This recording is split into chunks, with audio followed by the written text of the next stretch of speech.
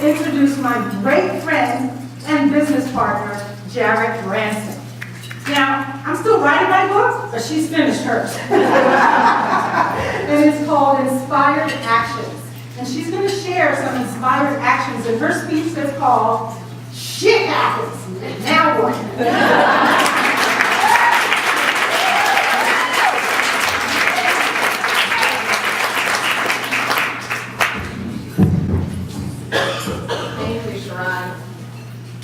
It takes a lot of courage, I don't know where she went, there she is, to get up here and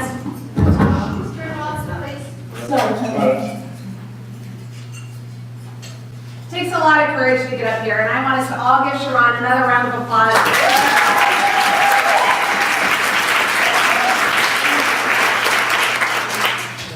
So I've been practicing my speech, and last night I started with, I'm black, but I'm not black enough.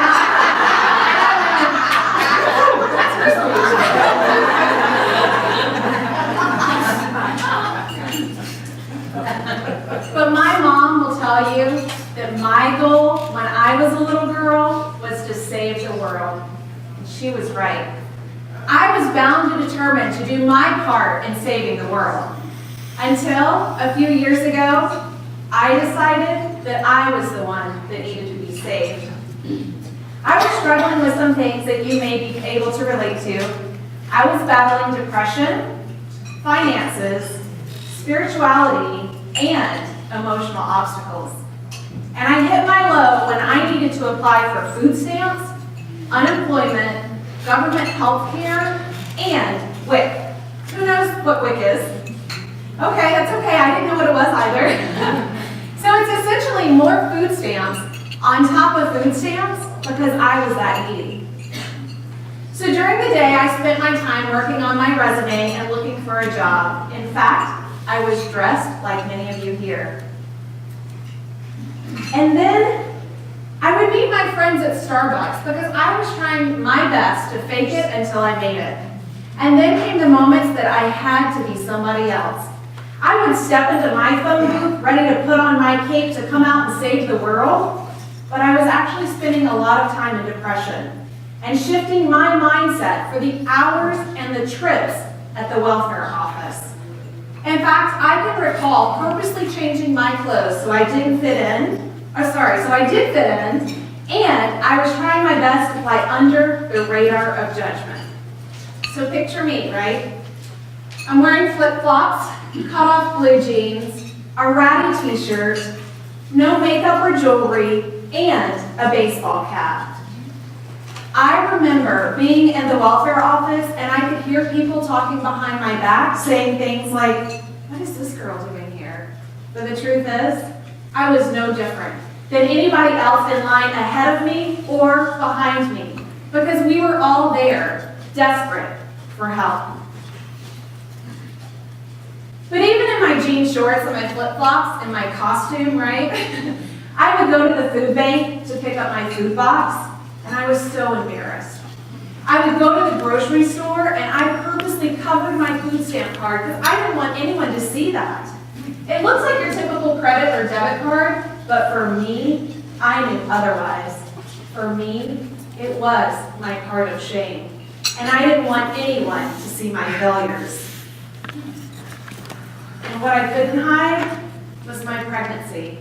I was pregnant and I was single. And as my belly grew, so did my shame. How the hell did I get here? How did I allow myself to spiral this far out of control? No house, no job, no partner, and no pride. I felt like damaged goods. And I felt like the world that I once wanted to save was now against me.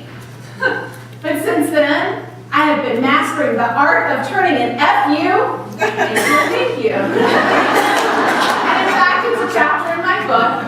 But during this time, my depression was getting worse.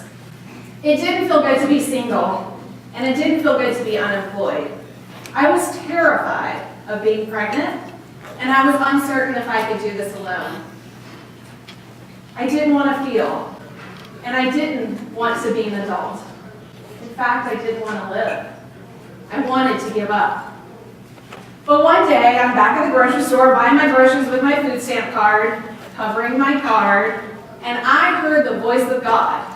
Yeah, trust me, that's saying a lot coming from an atheist. So this voice tells me, stop hiding your card of shame and start sharing your story. Whoa, really? This voice also told me, build it and they will come.